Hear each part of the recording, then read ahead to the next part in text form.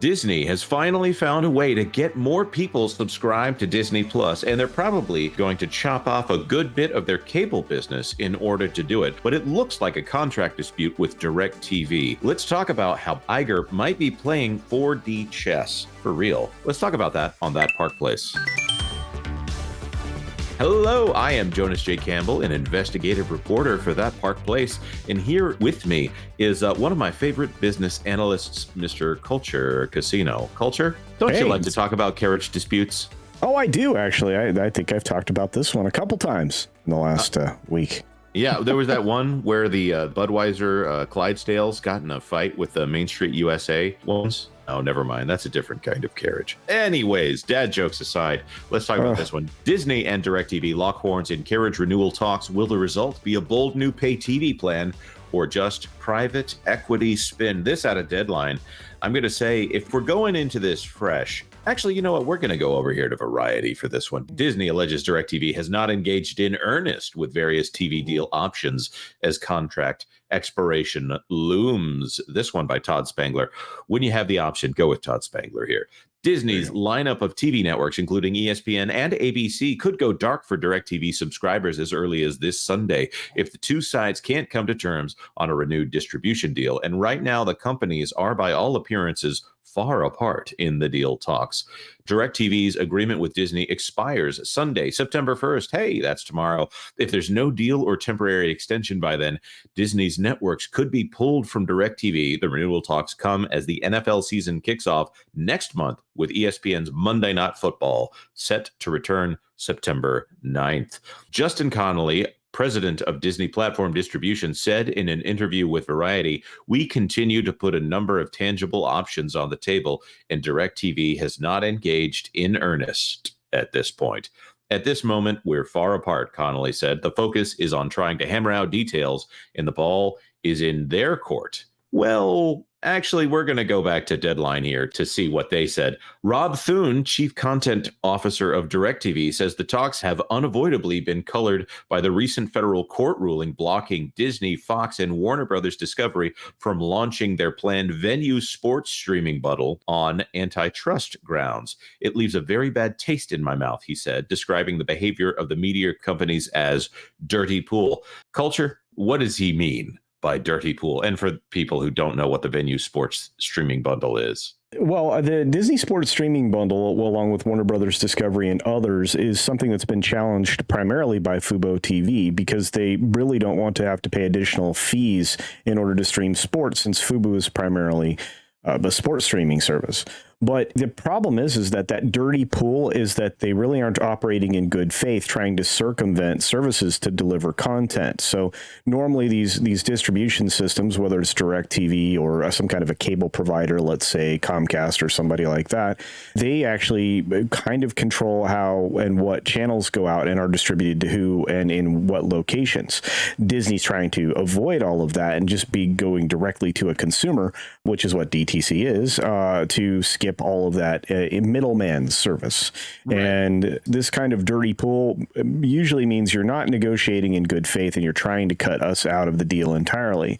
So in light of that, I can imagine there is a bad taste in their mouth because it's really not only underhanded, it's turning the tables on what systems have usually been utilized for this purpose, to watch television. Right. And DirecTV is along the line of a Fubo here, where they're not a major player in the space. They're enough to be mentioned. They're owned by AT&T, and AT&T is definitely the bigger player in this space. There's also some private equity firms involved there. But DirecTV is miffed about this deal between Disney, Fox, and Warner Brothers to offer all of their sports through Venu Sports. Now, it looks like that might not happen at this point because it's been blocked in federal court because of an injunction placed on behalf of Fubo. And that streaming service, for those of you who are not aware, is priced currently at $43.99 at the introductory rate, or maybe it was $42.99, but who's sweating us over $1 on that one? There's also that the last time Disney went through one of these carriage disputes here,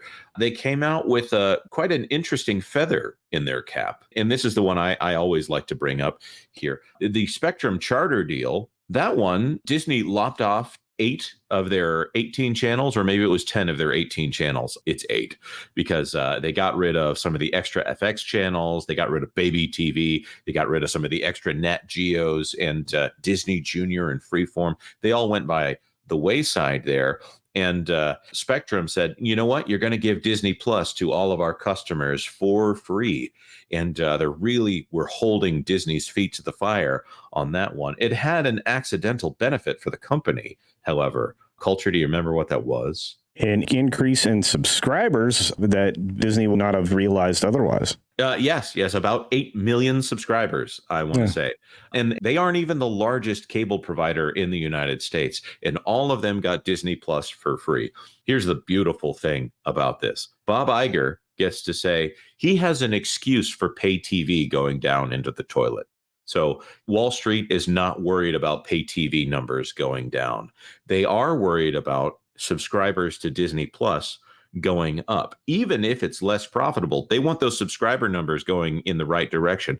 They want the revenues on Disney Plus going up. So they gave Disney a free card to say, here, you take some of your linear business right here, your cable TV bundle over here, and you assign how much of that profit needs to be assigned to Disney Plus at this point. They gave them an accounting trump card that they can just play to say, oh, no, this is why we're profitable right here. And they're probably going to do it again once ESPN flagship, whatever they're calling that service, comes down the pike here. So, Culture, do you think that this is going to work out well for Disney, or is this going to work out well for DirecTV for this negotiation to quote unquote stall for a little bit? I think Disney won't be too troubled by it because they'll probably try to do exactly what they did with the other cable system that we're talking about.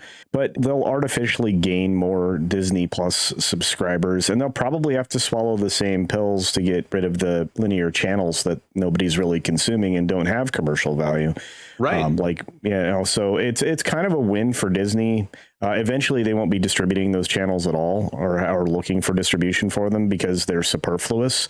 I would say that a lot of the future for linear broadcast will revolve around these kinds of deals and the elimination of what used to be, 1,000 channels on your cable system, whittling down to maybe 100. Right. And that's a very good point that you hint at there, that Freeform and Disney Junior and things like that, you have to program 24 hours on those channels, regardless of what's there. And if it starts to repeat, people start to notice when it's a cable channel. When it is video on demand, and of course they are doing channels on Disney Plus or whatever, because that's the only thing they have at this point, because they release essentially nothing on Disney Plus week after week. Go check out any service that catalogs the new releases on a streaming service like Disney Plus versus a Hulu versus a Netflix, and it's much clearer how much content is actually being released on these successful streaming services versus little old Disney Plus, which is an accounting issue that they've got to solve over here. If they don't have to pay for Freeform, if they don't have to pay for Disney Junior,